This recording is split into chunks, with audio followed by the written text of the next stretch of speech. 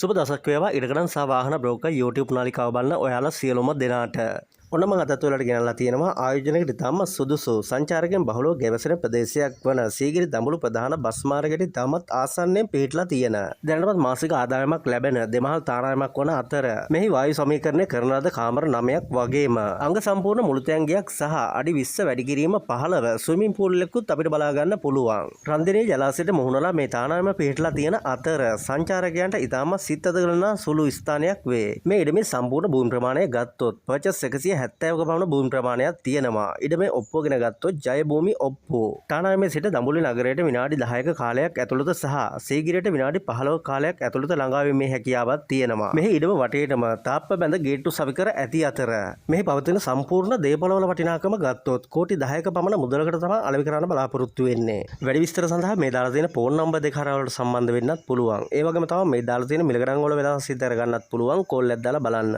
එහෙමනම් මේ වගේ තවත් වීඩියෝ එකකින් හමු වෙනකන් සියලු දෙනාට සුබ දවසක් වේවා.